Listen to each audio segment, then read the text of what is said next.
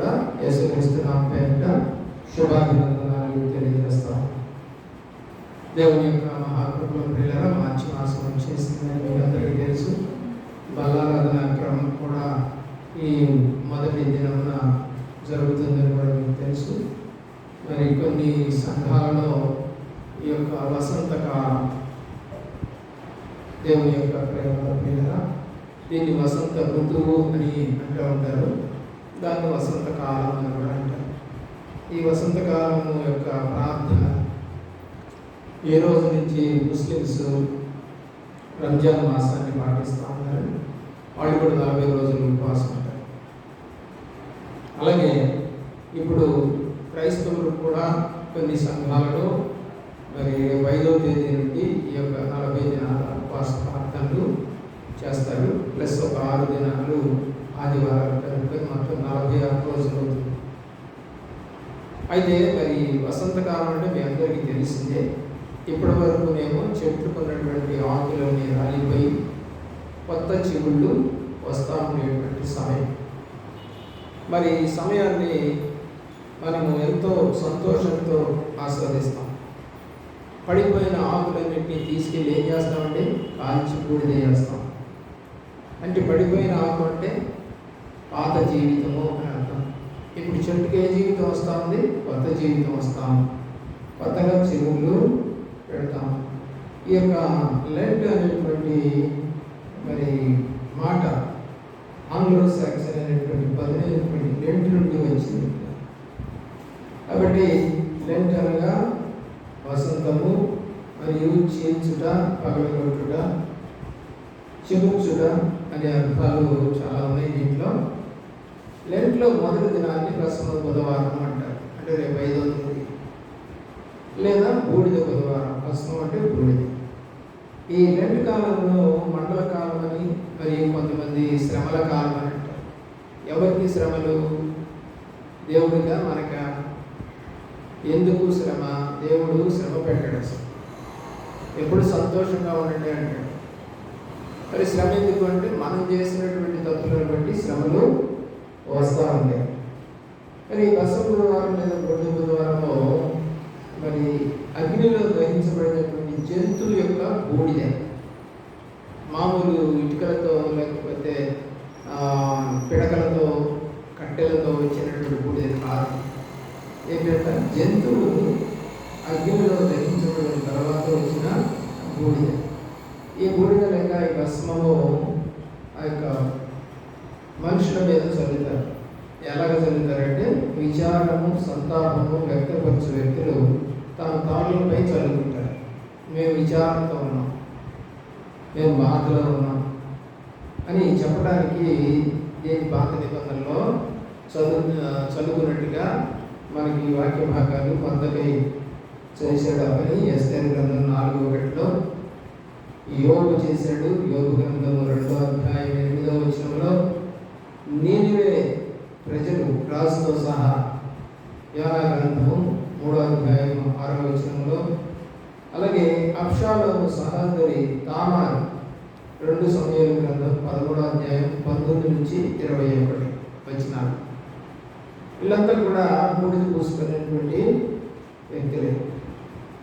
ఈ బూడిద ప్రతిదినము దేవాలయంలో అర్పించబడే బలులు అవశేషాలు, అంటే బలిచిన తర్వాత వాటి యొక్క అవశేషాలతోటి ఆ బూడిదను వస్తుంది. కాబట్టి ప్రతిరోజు సాయంకాలం పట్టణం వెలుపల పారవేస్తారు ఆ బూడిద. ఈ యొక్క జంతు సంబంధమైన బూడిద మరి మైలుపడిన వారి మీద పరిశుద్ధపరచబట్టుకు వారి మీద చల్లుతారు. పాత నిబంధనల ప్రకారం పిల్లల సంఖ్యాకాండం 19వ అధ్యాయంలో, కొత్త నిబంధన ప్రకారము యేసుక్రీస్తు యొక్క రక్తము మానవ హృదయాలను ఎంతో ఎక్కువగా శుద్ధి చేస్తుందని హెబ్రీ పత్రిక 9వ అధ్యాయం 13-14 వచనాల్లో వ్రాయబడింది. మరి ఏంటయ్యా ఈ బూడిద ఎక్కడి నుంచి వస్తుంది? ఇప్పుడు మరి జంతు బూడిద ఏమైనా ఉందా అంటే లేదు. ప్రతి సంవత్సరము మండలాదివారాన మనము ఆ యొక్క ఈత చెట్లకు సంబంధించినటువంటి వాటిని తెచ్చి వాటితోటి మనము మందిరం చుట్టూ తిరిగి హోసన్నా అని చెప్పేసి, జయము అని చెప్పేసి తిరుగుతూ ఉంటారు పిల్లలు. ఆ తీసుకొచ్చిన మంటలన్నింటినీ కూడా పారేయకుండా లేదా ఇళ్ళకి తీసుకెళ్ళకుండా మందిరంలోనే ఉంచుతారు పక్కన. అవి ఎండిపోతాయి. ఆ ఎండిపోయినటువంటి ఆ యొక్క మంటల ద్వారా వచ్చిన బూడిదని వారు మరలా ఈ సంవత్సరం ఈ బసం బుధవారం రోజున ఆ యొక్క బూడిదను నుదుటి మీద సిలువ గుర్తు వేసి వారు అలా చేస్తూ ఉంటారనేది తలల మీద బసం బుధవారమైనటువంటి ఈ సంవత్సరాన మరి వాళ్ళు నొసట సిలువాకారంలో ఆ యొక్క బూడిదను దిద్దుకుంటారనేది వాస్తవం. పిల్లలు మరి ఇక్కడ మనం చూసినట్లయితే లెంట్ డేస్ అనేవి మీ అందరికీ తెలిసి చెప్పారు గతంలో. బసవ గురువారం నుండి 6 వారాలు లెక్క పెడతారు. అప్పుడు ఎంత అవుతాయి మనకి? 6 వారాలు అంటే 6 ఏళ్ళు 42 రోజులు. మరి 40 రోజులే కదా, 6 ఏళ్ళు 42 రోజులు కదా. ఆదివారము పునరుద్ధాన దినం కాబట్టి ఆదివారము వీళ్ళరా ఆనందమైనటువంటి దినమని, విజయానికి సూచన దినమని, ప్రభువారు లేచిన దినమని, ఆ రోజు మనం ఏడవకూడదని, సంతోషంగా ఉండాలి. కాబట్టి ఆదివారాలు ఉపవాసము చేయాలి. ఆదివారం ఎక్సెప్షన్. దుఃఖము లాంటి అనుభవాలు ఉండవు ఆ రోజు. కనుక ఈ 6 వారములు 42 దినముల నుండి తీసివేస్తే 36 రోజులు వస్తాయి. ఈ 6 రోజుల తర్వాత మొదట మనం బసవ బుధవారం లెక్కేసాం కదా. బసవ బుధవారం నుండి మళ్ళా మీరు ఆదివారం దాకా లెక్కేస్తే బుధ, గురు, శుక్ర, శని ఈ 4 రోజులు 36 4 కలిపితే మొత్తం కలిపి 40 రోజులు వస్తుంది. కాబట్టి మొదటి బుధవారంలో ఈ బసవ బుధవారం మొదలవుతుంది. లెంట్ 40 దినాలు మార్చి 5వ తేదీ నుండి ఈ బసవ బుధవారం ఏప్రిల్ 15వ తేదీ దాకా 19వ తేదీ దాకా పరిశుద్ధ శనివారంతో ముగుస్తాం. 20వ తేదీన మనము ఈస్టర్ పండుగ చేసుకుంటుంటాం. లెంట్ డేస్ ఆఖరి వారాన్ని మట్టలారి వారం నుండి ఈస్టర్ పండుగ దినం వరకు పరిశుద్ధ వారంగా లేదా పస్కా తినేటువంటి సమయం, పస్కా పండుగను ఆచరించి సిద్ధపరచుకునేటువంటి దినంగా ఆ యొక్క వారం రోజులు భావించి పరిశుద్ధంగా ఆచరిస్తారు. చాలామంది లెంట్ కాలంలో బాప్తిజాలు కూడా తీసుకుంటుంటారు. బాప్తిజాలు ఎందుకు తీసుకుంటారు? అది ఒక గుర్తుగా పాపం నుండి మేము విడుదలయ్యాము, పాపం నుండి మేము బయటకు వచ్చామని చెప్పుకోవడానికి కూడా వాళ్ళు బాప్తిజాలు కూడా తీసుకుంటారు.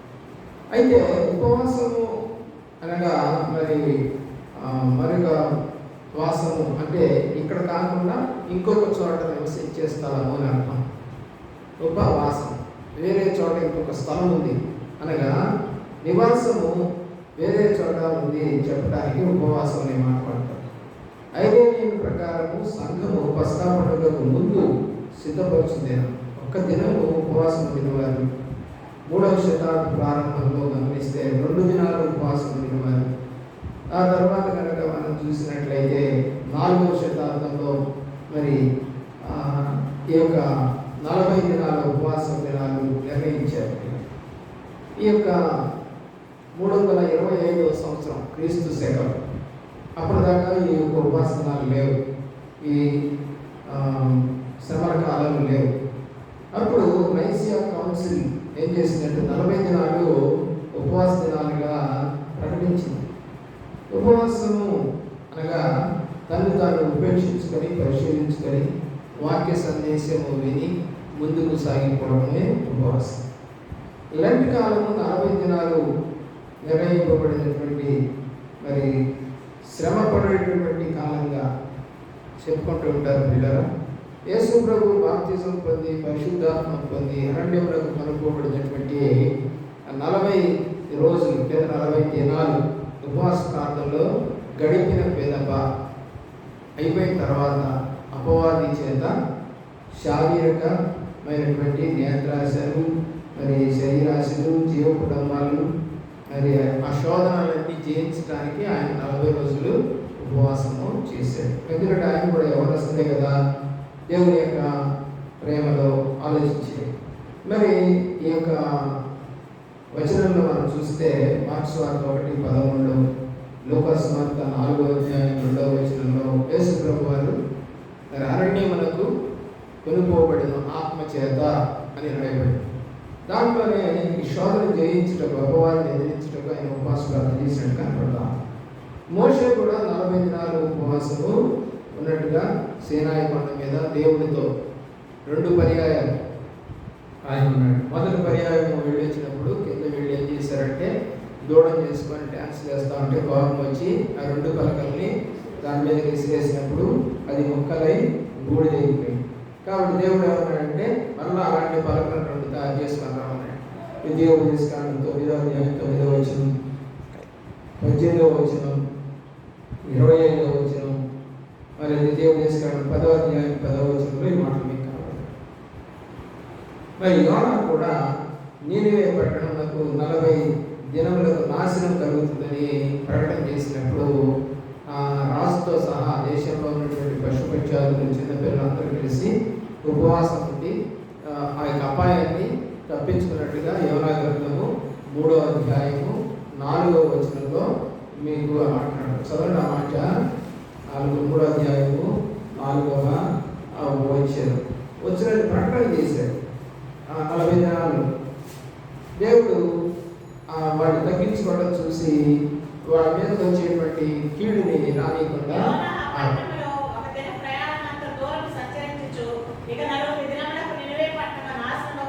టైం పెట్టాడు. ఎంత? 40 దినాలు. ఈ మాట విన్న వాళ్ళు ఏం చేశారంటే 40 దినాలు వాళ్ళు ఉపవాస ప్రార్థన చేశారు. 40 దినాలు అయిపోయేంత వరకు చెప్పాడు కదండి, టైం చెప్పాడు కదా. ఇక ఆ రోజు నుంచి మొదలేసి 40 రోజుల పాటు వాళ్ళు ఏకంగా ఆదివారాలు లేవు, అక్కడ శనివారం టోటల్గా 40 రోజులు ప్రార్థన చేసిన తర్వాత 10వ వచనంలో దేవుడు మాట్లాడుతూ ఉన్నాడు.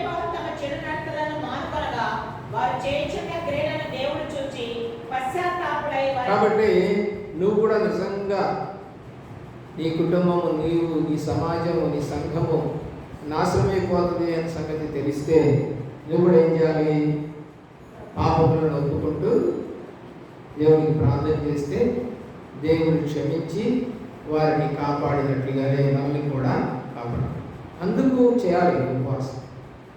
అంతేగాని రొటీన్గా ఏదో రోజుకు 1 గంట పోయి రావడం, ఏదో కొన్ని ఆచార పద్ధతుల ప్రకారం చేస్తూ ఉన్నంత మాత్రాన దేశము బాగుపడదు, సమాజము బాగుపడదు, కుటుంబాలు కూడా ఏమీ ఆశీర్వాదకరంగా ఉండవు. అలాగే మనం కనుక చూసినట్లయితే అపోస్తల కార్య గ్రంథము యేసు ప్రభు వారు పునరుద్ధానుడైన తర్వాత 40 రోజులు మరి తన శిష్యులకు దర్శనమిచ్చాడు. 41వ అధ్యాయం 3వ వచనం.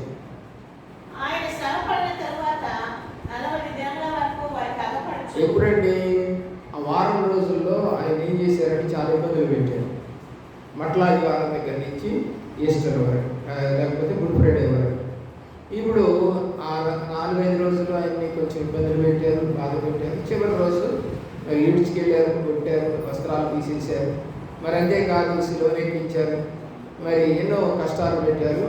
ఆ గురువారం రాత్రి కాలం నుండి మొదలు అప్పుడే ప్రభువు చెప్పింది శిష్యులకి ఏమనంటే, శోధనలోనికి ప్రవేశించకుండా నిమిత్తము మీరు ప్రార్థన చేయండి ఎక్కువగా, మిక్కిలిగా.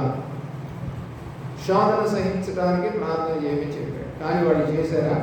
ఒక్క రాత్రి పూట కూడా వాళ్ళు చేయలేకపోయారు. ఆయన గంటకు వచ్చి చూశాడు. మత్తయి సువార్త 26:41లో. మరి చూసినప్పుడు వాళ్ళు ఏం చేస్తూ ఉంటారంటే వీళ్ళని 1 గంట సేపు మందిరంలో కరెక్ట్గా నిలబడి ప్రార్థన చేయలేకపోతున్నాం. అసహనంగా కూర్చుంటున్నాం, ముళ్ళ మీద కూర్చున్నట్టు కూర్చుంటున్నాం. మరి ప్రార్థన మీద ధ్యాస లేకుండా ఎక్కడ మొదలు పెట్టామో ఎక్కడికి వెళ్ళిపోతుందో కూడా తెలియదు. ప్రార్థన దేని గురించి ప్రార్థన చేస్తున్నామో తెలియదు. కాబట్టి మనము దేవుడు అంటాడు, అమ్మా నా గురించి ఏడవకండి, మీ గురించి, మీ పిల్లల గురించి ఏడవద్దని ఆయన ప్రత్యేకంగా చెప్పాడు. అయితే మనము మన గురించి, మన పిల్లల గురించి కాక నా కోసం చచ్చిపోయావా, నా కోసం చచ్చిపోయాడు. మన కోసమే చనిపోయాడని యెషయా గ్రంథము 53వ అధ్యాయంలో రాశారు. ఆయన మన కొరకే చనిపోయాడు. ఆయన పుట్టింది కూడా మన కొరకే, శ్రమలు అనుభవించింది మన కొరకే, చనిపోయింది మన కొరకే, తిరిగి లేచింది మన కొరకే, రాబోతున్నది కూడా ఎవరైతే క్రీస్తుని నమ్మారో వారి కొరకే. కాబట్టి ఇప్పుడు ప్రార్థన చేసుకోవాల్సిన ఎవరి గురించి అని చెప్పాడు ఆయన? మీకు, మీ కొరకు, నీ పిల్లలు. ఈ ప్రార్థనలు పోయాయి ఇప్పుడు ఇళ్లలో. నీ కొరకు నీ పిల్లల కొరకు రోజుకు 1 గంట ప్రార్థన చేస్తే, దేవుడు చెప్పినట్టుగా చేస్తే శోధన ఏమవుతుంది? తప్పించబడుతుంది అని ఆయనే చెప్పాడు. కాబట్టి 40 రోజులు ఉపవాసంలో పశ్చాత్తాపంతో తమను తాము సిద్ధపరచుకునేటువంటి దినాలుగా మామూలుగా అయితే చేశారు ఆ రోజు. ఇప్పుడు అలాగా కాక ఏదో ఒక ఫ్యాషన్, రోజు ఒక సేవకుడిని పిలిపించుకొని ఒక చార్ట్ తయారు చేసి, ఆ చార్ట్లో ఏ వాక్యం చెప్పాలో కూడా వాళ్ళే నిర్ణయించి, ఏ పాటలు పాడాలో కూడా వాళ్ళే నిర్ణయించి, రావడం ప్రార్థన చేయటం, 2 పాటలు పాడటం, వాక్యం చెప్పుకోవటం, మళ్ళీ 2 నిమిషాలు ప్రార్థించడం, అయిపోయింది. 1 అవర్ అయిపోతుంది. దేవుని యొక్క ప్రేమలో ఇది సరైనటువంటి క్రమం అయితే కాదు. క్రీస్తు సారూప్యంలోనికి మారాలి లేదా నడవాలి అంటే నీ ఆత్మీయ జీవితం బాగుపడాలి. బాహ్య జీవితం కాదు దేవుడు కోరుకు, అంతరంగా మార్చబడాలి. మరి అలాగే మార్చబడాలంటే నిజంగా తగ్గించుకోవాలి. ఒక అతనికి బాగలేక ఆసుపత్రిలో పడేసారు 40 ఏళ్ళకి. పడేసేసరికి డాక్టర్ గారు అన్నారంట, అమ్మ 24 గంటలు గడిస్తే చెప్పలేమన్నారంట. ఈ విషయం అతనికి కూడా తెలుసు. పడి ఏడుస్తున్నాడు వెంటనే. ప్రియులను ఆలోచించేయండి. ఇక నేనేం తప్పు చేయను ప్రభా, అబద్ధం ఆడను ప్రభా, మోసం చేయను ప్రభా, అమ్మ నన్ను గౌరవిస్తాను ప్రభా, సేవకుల దగ్గరికి వెళ్తాను ప్రభా, ప్రార్థన చేయించుకుంటాను ప్రభా, మందిరం మానేను ప్రభా అని ఎన్నో తీర్మానాలు బయటకు చేస్తున్నాడు. ప్రియులరా ఎలాగైతే బాగుపడ్డాడు. ఒక 3 నెలలు 4 నెలల్లో చర్చకొచ్చాడు. బాప్తిజం కూడా తీసుకున్నాడు, సాక్ష్యం కూడా చెప్పాడు. ఇంకా 3 నెలలే. ఆ తర్వాత చర్చి ముఖం చూడాలి. ఆ రక్షణ ఏమైపోయిందో తెలియదు, ఆ బాప్తిజం ఏమైపోయిందో తెలియదు, ఆ మూలిక ఏమైపోయిందో తెలియదు. వీళ్ళరా ఇలాంటి వాళ్ళు ఎంతమంది లేరు. బాగైపోయాము, లేకపోతే ఏదో కుదురుబాటుగా ఉందిలే నా కుటుంబం, ఏదో నికరంగా డబ్బులు వస్తున్నాయిలే ఏదో ఒక రకంగా, కాబట్టి మాకేం కొదవా, ఇంట్లో ఉన్న వస్తువులను తెచ్చుకుంటున్నాం, కావలసినటువంటి వస్త్రాలను తెచ్చుకుంటున్నాం, ఇంటి అది కట్టుకోగలుగుతున్నాం, అన్నీ బాగున్నాయి మాకు, ఇంకేంటి అని నిర్లక్ష్యంగా దేవుని సన్నిధిని వెంబడించడం మానేస్తాం. మరి ఇప్పుడు దేవుడు ఇచ్చినటువంటి ఆశీర్వాదం ఫలిస్తుందా? కనాను ఎవరిచ్చారు? కనాను ఏంటంటే ఇష్టం ఎవరిచ్చారు? దేవుడే ఇచ్చాడు, పిలిచెట్టే ఇచ్చాడు. పాలు దేవుని ప్రవహించిన దేశంలోకి నేను మిమ్మల్ని తీసుకెళ్తాను చెప్పి తీసుకెళ్ళాడు. అయితే 40 రోజుల్లో వెళ్ళాల్సినటువంటి ప్రయాణం 40 సంవత్సరాలు పెట్టాడు. కారణం ఏంటి? మరి విధేయత. అందులో ఎవరెవరు చనిపోయారు? 20 ఏళ్ళు పైన ఉన్నటువంటి వాళ్ళంతా చనిపోయారు. ఇప్పుడు 20 ఏళ్ళ వాళ్ళంటే చిన్నవాళ్ళ కింద లెక్క. పాత నిబంధనలో బైబిల్ ప్రకారం చాలా చిన్న వయసు కింద లెక్క. మరి చాలా చిన్న వయసులో ఉన్నటువంటి ఆ వయసులో వాళ్ళకి మళ్ళా వెళ్ళొద్దన్నాడు కాబట్టి దేవుడు మోషే మళ్ళా చెప్పినటువంటి గ్రంథమే ద్వితీయోపదేశం. ఈ ద్వితీయోపదేశకాండంలో మళ్ళా ఆదికాండం నుండి మరి అప్పటి వరకు జరిగిన సంఘటనలన్నీ మళ్ళా ఈ 20 సంవత్సరాల వయసులో ఉన్నటువంటి వాళ్ళందరికీ చెప్పామన్నాడు. అయ్యా మీరు ఇప్పుడు కానాల్లోని ప్రవేశించబోతా ఉన్నారు, వాళ్ళ పద్ధతులు మీరు అనుసరించకూడదు, లేకపోతే కానాల్లో నుంచి మిమ్మల్ని నేను తరివేస్తాను. అలాగనే జరిగింది. మరి మంచి దేశానికి వచ్చి కూడా మంచిగా ఎందుకు నడవలేదు? మరి బాగైపోయిన తర్వాత చర్చికి వచ్చి కూడా ఆ తర్వాత ఎందుకు సరిగా నడవవు? ఇవన్నీ మనం ప్రశ్నలు వేసుకోవాలి. కాబట్టి నువ్వు ఎన్ని దినాలు ప్రార్థన చేసావనేది కాదు, నువ్వు ఎన్ని దినాలు ఉపవాసం ఉంటావు అనేది కాదు దేవుడు కోరుకునేది.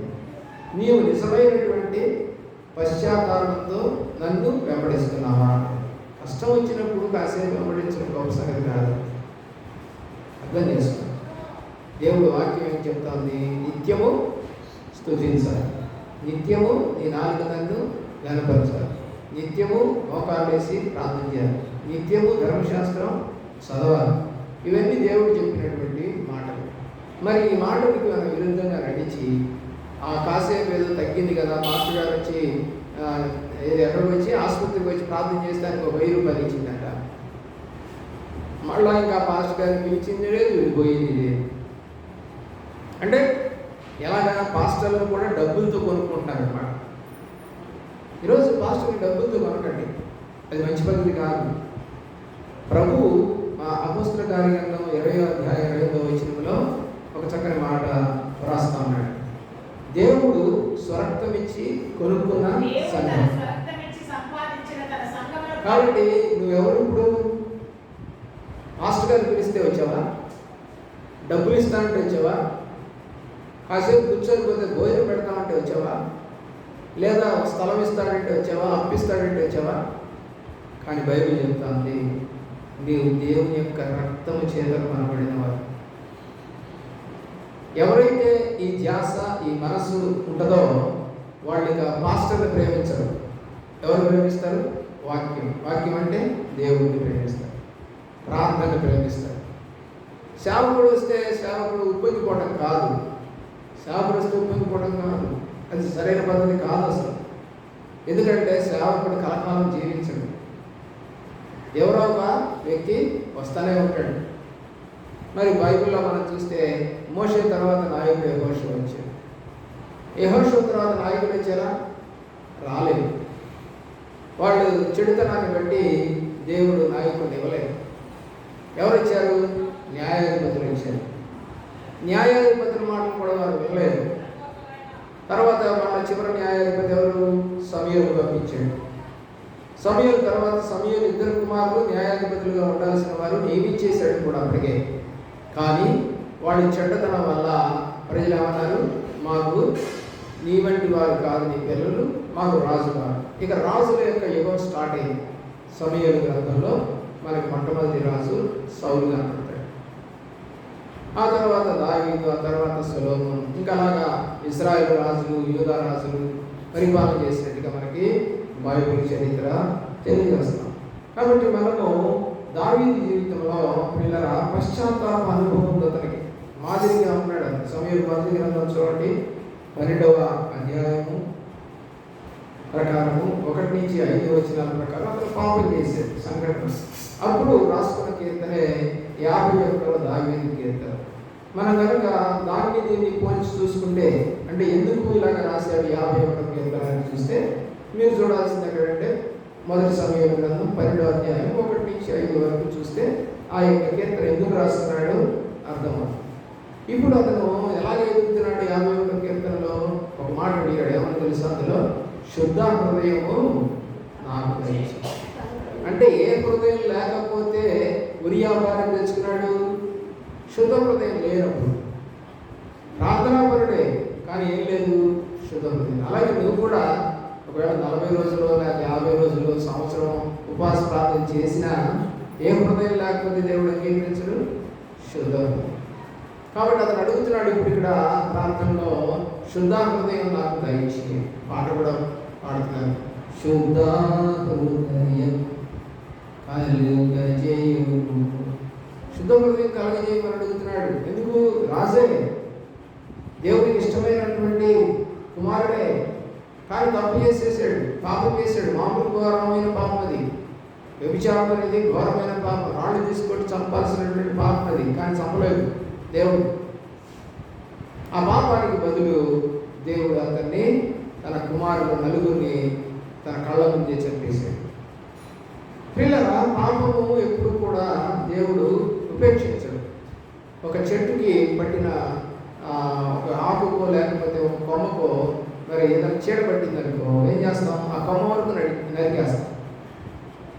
అలాగా ఈ చీడని నరికేసుకోవాలి. అందుకే ఉపవాసన, కన్నీటి ప్రార్థన. ఇలా సాధారణంగా మనము మన తప్పిదములను మర్చిపోతుంటాం. అయినప్పటికీ కూడా దేవుడు మనకు వివిధమైన పద్ధతుల ద్వారా గుర్తు చేస్తూ ఉంటాడు. కరపత్రమా, టీవీలో వాక్యమా, లేకపోతే సేవకుల దగ్గర వాక్యమా, లేకపోతే ప్రార్థన. ప్రతి విశ్వాసి మరి ఈ ఉపవాస దినాలని చేయొచ్చు, కానీ హెచ్చుగా పశ్చాత్తాపడే అనుభవం కావాలి. ఏదో ఒక గంట ప్రార్థన కాదు. ఎలాగైతే వాళ్ళు ఉపవాసం ఉండి ఆ కీడుని తప్పించుకొని ఆ నీనివే పట్టణాన్ని కాపాడుకున్నారు, అలాంటి ప్రార్థన కావాలి. ఇలాంటి 40 దినాల్లో మరి శుభకార్యాలు చేయకూడదని, మాంసాహారం తినకూడదని, స్త్రీలు తలలో పొడు పెట్టుకోకూడదని, సంసార జీవితానికి దూరంగా ఉండాలని ఎన్నెన్నో చెప్తూ ఉంటారు. అవన్నీ బాహ్యమైనటువంటి విషయాల మీద దేవుడు ఎప్పుడు కూడా ఇష్టపడడు. అంతరంగానే చూస్తాడు దేవుడు. యెషయాకు ఉన్నటువంటి 8 మంది కుమారులలో వరుసగా వస్తూ ఉంటే సమయాలు అనుకున్నాడు, మంచిగా అందంగా ఎత్తుగా ఉన్నాడు కదా, వీడే కదా అని అనుకుంటూ వస్తున్నాడు. ఒకటో వాడు, రెండో వాడు, మూడో వాడు అట్లా వస్తుంటే దేవుడు అన్నాడు, వీడు కాదు, వీడు కాదు, వీడు కాదు. మరి ఎవరున్నారో తెలియదు, అందరూ వచ్చినట్టుగానే అనుకున్నాడు. సమయానికి తెలియదు అసలు ఏషియాకి ఎంతమంది కలరు. సరే అప్పుడు అడుగుతున్నాడు ఏషియాని, ప్రభు ఇంకా ఎవరైనా ఉన్నారు? 7 కాదన్నాడు దేవుడు. ఇంకా ఎవరైనా ఉన్నారంటే అప్పుడు చెప్పాడు. వాడు ఎక్కడున్నాడు? గొర్రెలు కాసుకున్నాడు. ప్రియరా, అసలు ఈ 7 ఏమనుకొని ఉంటారు చెప్పండి? మమ్మల్ని కాదనుకొని ఆ చివరుణ్ణి అభిషేకం చేస్తాడు ఆయన అని అనుకొని ఉంటారు. ఎందుకంటే మేము జ్యేష్ఠులం, మాకు ఇవ్వకుండా అడిగిస్తాడు. చివరికి దావీదుగానే వచ్చాడు, దావీదుని అభిషేకం చేశాడు. ఎప్పుడండి? సౌలు రాజుగా ఉన్నప్పుడే దావీదుని అభిషేకం చేశాడు. దేవుడే చేయమన్నాడు. అంటే ఒక వ్యక్తిని తీసివేసి మరొక వ్యక్తిని ఎన్నుకుంటున్నాడు దేవుడు. సరే, అదంతా తర్వాత విషయం. ఏదైనా ప్రార్థన ద్వారా. అది పశ్చాత్తాపం అనేది ఒక మానవుడి యొక్క అనుభవం. అంటే పశ్చాత్తాపం అనేది క్రైస్తవులకే కాదు, ముస్లిమ్స్కే కాదు, హిందూస్కే కాదు, జైనులకే కాదు, బుద్ధిస్టులకే కాదు, మానవుడు అన్నటువంటి ప్రతి వాడికి పశ్చాత్తాపం అనేది ఏదో ఒక సందర్భంలో కలగక మానవుడు. అయ్యో నేను తప్పు చేశాను, ఇలా జరిగింది అనుకున్న రోజు లేకుండా మానవ జీవితంలో ఉండదు. ఈ తప్పిదం ఎందుకు చేశాను అనేది మనం జ్ఞాపకం చేసుకోవాలి. చూడండి, అపోస్తల కార్యగ్రంథం 2వ అధ్యాయం 35వ వచనంలో మరి దేవుడు చెప్పారు, నూతన జీవితం కోసం ఈ యొక్క ఉపవాస ప్రార్థన అనేది మనకు 2వ అధ్యాయం 38వ వచనం.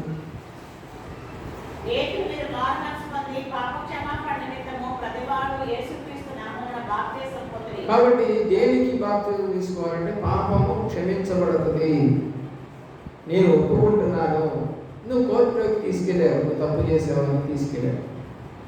సరే, అక్కడ మీ తరఫున ఒక రాయుడు, మరి ప్రతివాది తరఫున ఒక రాయుడు ఉంటారు.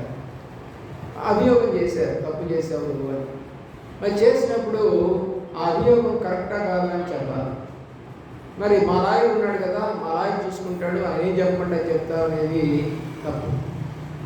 అంత నీ లాయర్ ఏం చేస్తా అంటే దాన్ని వాయిదాలు వేసుకుంటూ పోయి నీ దగ్గర నుంచి డబ్బు కూర్చోడానికి దానికి ఏదో క్లాసులు పెడతాడు, లేకపోతే కొన్ని సబ్మిట్ చేయండి అలా జడ్జి అడుగుతాడు. మరి దానికి తగ్గ కాగితాలు ఏం లేవు కదా మా దగ్గర. సరే సార్, ఇంకోసారి నేను వాయిదా వేసినప్పుడు సబ్మిట్ చేస్తాను. వాయిదా పడిపోతాను. వాయిదాకి నువ్వు తిరగాలి, డబ్బులు ఖర్చు పెట్టాలి. లాయర్కి డబ్బులు అడగకుండా అసలు ప్రతి వాయిదాకి డబ్బులు అడుగుతాడు. ఇవన్నీ లేవు. న్యాయపీఠ దగ్గరికి వెళ్ళిపోయావు, తప్పు జరిగిందని కేసు పెట్టారు. ఓకే అయ్యా, ఏమ్మా నువ్వు చేసావా అన్నారు. చేయలేదు అన్నావు అంటే తప్పనిసరిగా అది వాయిదాలు పడుతూ నిన్ను బాధపడదు. చేశానండి, ఇంటెన్షన్గా చేశానా, ఇంటెన్షన్ లేకుండా అంటే బుద్ధిపూర్వకంగా చేశానా, బుద్ధి లేక చేశానా, ప్రేరేపిస్తే చేశానా, గర్వంతో చేశానా, అహంకారంతో చేశానా, కొవ్వు తెక్కి చేశానా, ఇవన్నీ చెప్పగలిగితే నువ్వు అక్కడ ఇక అసలు లాయర్తో పని లేదు. వాళ్ళు అభియోగం చేశారు, ఎదురు ఒప్పుకున్నాడు. ఇక లాయర్తో పని ఏముంది? అయిపోయింది, కేసు డిజాల్వ్ అయిపోయింది. ఇక వాయిదాలకు కూడా అవకాశం లేనట్టుగా వాళ్ళు అడిగిన ప్రతి క్వశ్చన్కి నిజంగా జవాబు చెప్పాడు. అలాగే దేవుడి సన్నిధిలో కూడా నీవు ఉపవాసం ఉన్నప్పుడు నిజముగా కనుక నీ యొక్క దోషమును, నీ అపరాధమును, నీ పాపమును పశ్చాత్తాప రూపంలో ఒక్కొక్కటి పెట్టి కడుక్కుంటే ఆయన ఎవరని రాసిందండి? యోవేలు గ్రంథం 2వ అధ్యాయము. దేవుని యొక్క ప్రేమలో చూడండి, దేవుని యొక్క ప్రేమలో పశ్చాత్తాపానికి ఫలితము నీకు కనపడతా ఉంది. ఎప్పుడైనా మనము జ్ఞాపకం చేసుకోవాల్సిందిగా కోరుతాము. ఎందుకు అంటే దేవుడు హృదయాన్ని చించుకున్నటువంటి వాళ్ళని చూస్తాడు. గుడ్డలు చించుకున్న వాళ్ళని చూడడు, గోనె పట్ట కట్టుకున్న వాళ్ళని చూడడు, బూడిద పోసుకున్న వాళ్ళని చూడడు. అయితే అది కొత్త నిబంధన. పాత నిబంధనలో చూశాడు. చదవండి.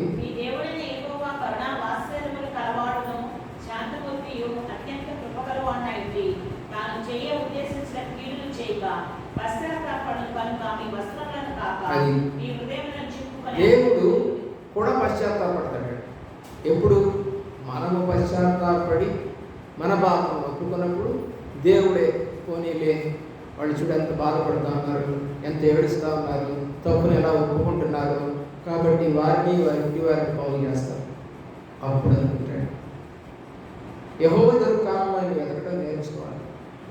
పిల్లల రాజుల మొదటి గ్రంథం చివరి అధ్యాయంలో కూడా ఒక రాజు ఏం చేశాడంటే తన తప్పు చేశాడు.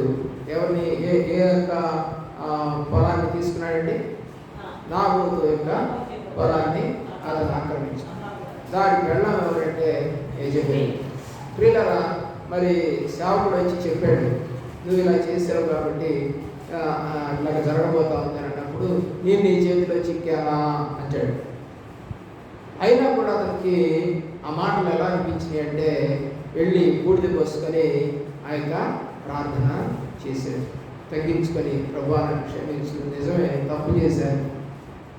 బూడిద పోసుకొని ప్రార్థన చేసినా కూడా దేవుడు అంగీకరించినట్టుగా వాక్యం మనకు కనపడదు.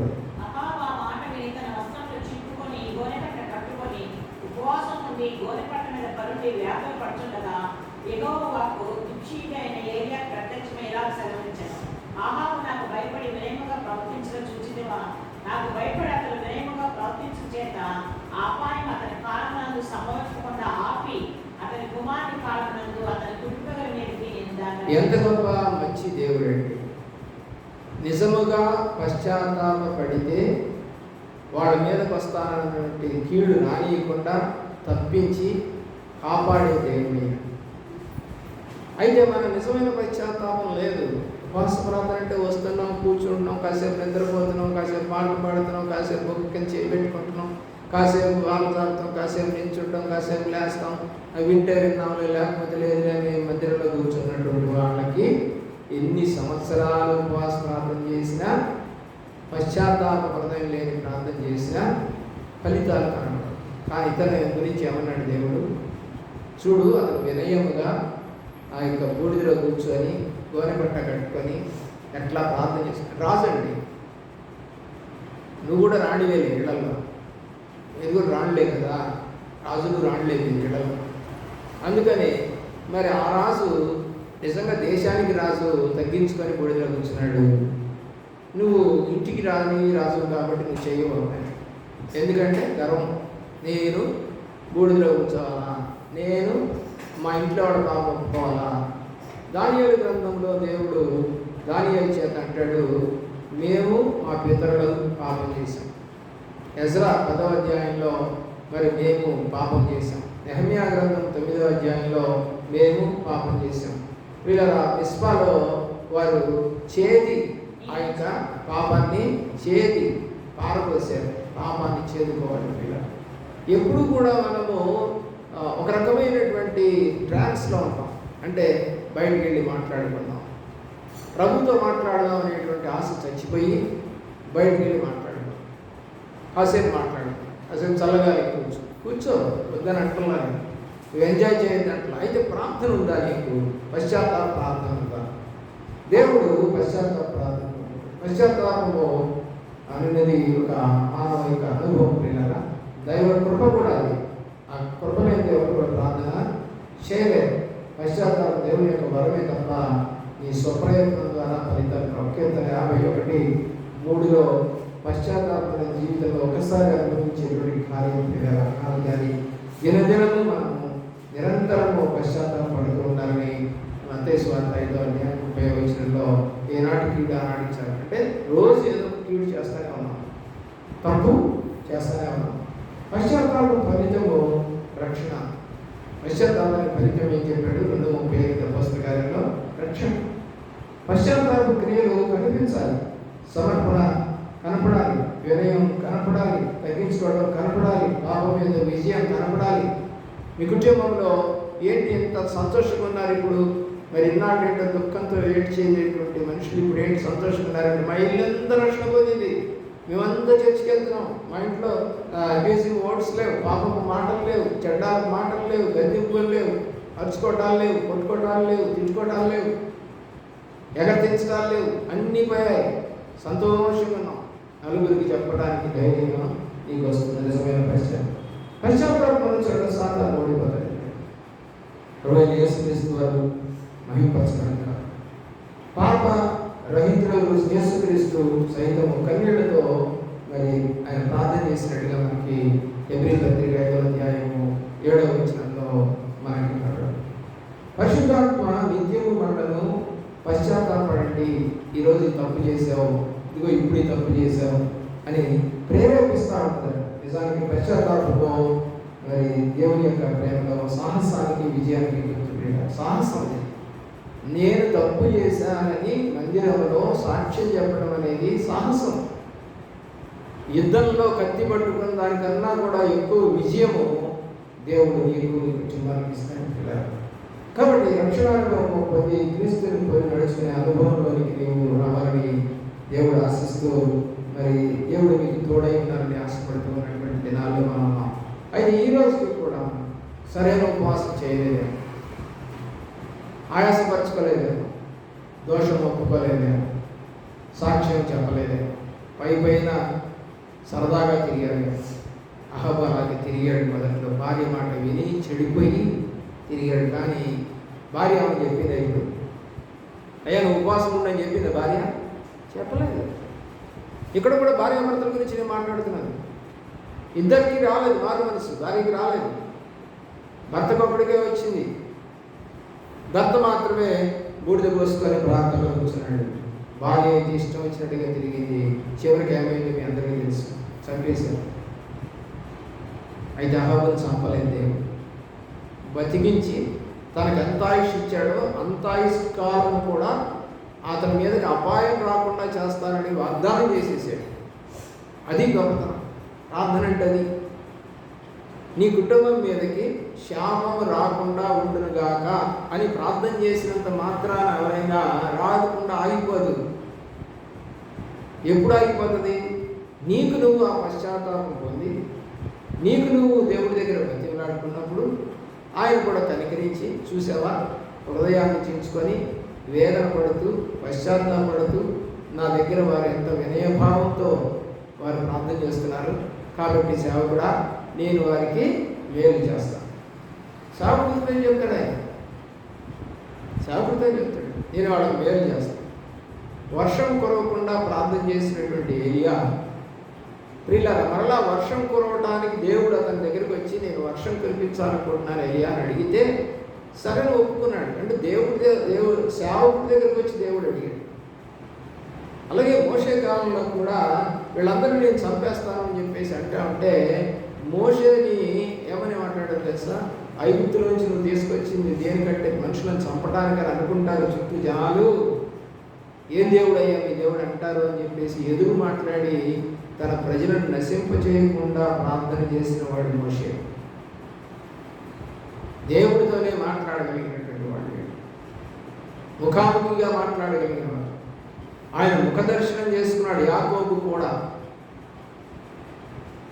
మనం కూడా అలాంటి ముఖ దర్శనం చేసుకునే వారిగా ఉపవాస ప్రార్థన చేస్తే ఆ మేలు ఏంటో నువ్వు చెప్పాలి సంఘంలో. ఇదిగో నేను ఇట్లాగ ఉపవాసం ఉండి నా కొడుకు గురించి, నా భర్త గురించి, నా భార్య గురించి, నా పిల్లల గురించి, సంఘం గురించి ప్రార్థన చేసింది.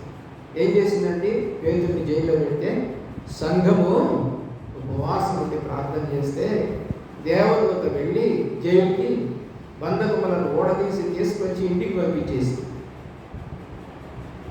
ఎవరు రాలేదు అక్కడ. ప్రార్థన పరమునకు చేరి పరమను ఉన్నటువంటి దూతను పంపించి పేతుడిని విడిపించిన దేవుడు. బాగుంటు ప్రార్థనకి ఎంత బలం ఉందో. కాబట్టి నీ ప్రార్థనకి బలం ఉందా? నువ్వు నిజమైనటువంటి ఉపవాసమేనా? నిజమైనటువంటి పశ్చాత్తాపమేనా? ఇక మళ్ళా చేయకుండా మరి దేవుడితో నడుస్తున్నావా? చెయ్యి. ఇలాంటి ఉపవాసం చేయి. దేవుడి దగ్గర దీవెనలు పొందు.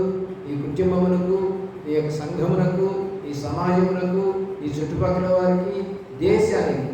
ఇలా ఛత్తీస్గఢ్లో మార్చి 1వ తేదీన మరి క్రైస్తవులు అనేవాడిని లేకుండా స్త్రీలను మానభంగం చేసి అలాగే పురుషులను చంపేస్తామని చెప్పేసి దీక్ష పోయారు. 5,000 మందితో ఒక్కసారిగా పోయా ఆ యొక్క పట్టణం మీద. ప్రియులారా, 28, 27, 28 తారీఖులకు వచ్చేసరికి 1వ తారీఖు రాబోతాము. ప్రియులారా గమనించండి, ఈ హిందూ ఎవరైతే అన్నారో ఈ మాటలు అన్నారో ఆ పెద్దలు క్రైస్తవ పెద్దలతో కలిసి మాట్లాడి నీకు మాకు గొడవలతో మన ఇద్దరం కలిసిమెలిసి ఉందామని చెప్పేసి తీర్మానం చేశారు. కాబట్టి 1వ తారీఖున రక్తపాతం జరగలేదని నువ్వు అనుకుంటున్నావు, కానీ దాని వెనకాల ఎన్ని కోట్ల మంది ప్రత్యేకమైన ప్రార్థనలు చేశారు. ఇలా ఛత్తీస్గఢ్ కోసం మాత్రమే ప్రార్థన చేశారు. ఉపవాస ప్రార్థన పొద్దున్న నుంచి సాయంకాలం దాకా ఇచ్చారు. ప్రభువా ఆ ప్రజలను కాపాడయ్యా, పట్టణాన్ని కాపాడయ్యా. ప్రార్థనకి విజయం అది ఇక్కడ చూస్తున్నాం మనం, ఎక్కడో కాదు, మన దేశంలో మన మధ్య జరిగింది. అది మొన్న ఆలోచన చేయి. ప్రార్థనకి విజయం ఉంది. నీ కుటుంబంలో ఉన్న అపవాది క్రియలు, అపవాది చేష్టలు, మోసపు క్రియలు, మోసపు చేష్టలు అన్నీ కూడా పోవాలి అంటే నువ్వు మంచి ఉపవాస ప్రార్థించాలి, నమ్మకమైన ఉపవాస ప్రార్థించాలి. తుత్తు తుత్తు తుత్తు తుత్తు తుత్తు దాడు తుత్తు తుత్తు ఉపవాస ప్రార్థన పనికిరాదు. ఏమంటే ఆలోచించి చిన్నపిల్లలకి మనం ఆహారం పెడతా ఉంటే ఒక 3-4 ముద్దలు తిన్న తర్వాత 5వ ముద్ద ఏం చేస్తూ ఉంటాడు చెప్పండి? తూ తూ అని ఊసేస్తూ ఉంటాడు. మనం ఏం చేస్తాం? బలవంతంగా కుక్కుతా ఉంటాం. కానీ వాడు ఏం చేస్తూ ఉంటాడు? ఊసేస్తూ ఉంటాడు. కారణం ఏంటి? వాడు కడుపు నిండిన సంగతి, ఇంకా అవసరం లేదు నాకని చెప్తున్నాడు. వాడు వద్దని ముఖం తిప్పుకుంటున్నాడు. అయినా నువ్వు వీడు తిని బాగా బలవంతుడు అవ్వాలని పెడతా ఉంటావు. దేవుడు అలా చేయడు. దేవుడు కనికర సంపద. నీవు ఎంత ప్రార్థన చేయాలో, నువ్వు ఎలాగ అడవాలో ఇవన్నీ కూడా దేవుడు నేర్పిస్తాడని రోమాపత్రికలో చెప్తాను. ఏమని చెప్తా ఉందండి రోమాపత్రిక? నువ్వు ఎలాగా మూలగాలో ఆత్మే నీ పక్షాన మూలుగుతుంది. ఆత్మ మూలుగుతాడు, నువ్వు కాదు మూలుగుతుంది. వాడు నీ జీవితంలో మార్పు తెచ్చుకుంటావా? ఆశపడుతున్నావా? నిజమైన ఉపవాసం చేస్తావా? కుటుంబాన్ని మార్చుకుంటావా? సంఘాన్ని మారుస్తావా? ఈ చుట్టుపక్కల వాళ్ళని మారుస్తావా? ఆత్మీయ మేలుతో నింపబడతావా? దేవుని కృపకు పాత్రలవుతారా? మేలు చూసి సంతోషంతో సాక్ష్యం చెప్పగలుగుతామా? దేవుడికి కావాల్సిన ప్రతి అవసరత మనకు తీరుస్తాడని నమ్మకంతో, విశ్వాసంతో ప్రభువుని వెంబడిస్తావా? ఆలోచించు. అలాంటి కృప, అలాంటి ఉపవాసం చేసి నీవు నీ ఇంటిని, నీ కుటుంబాన్ని, నీ ఆత్మను రక్షించుకుందువు గాక. ఆమేన్. ప్రార్థన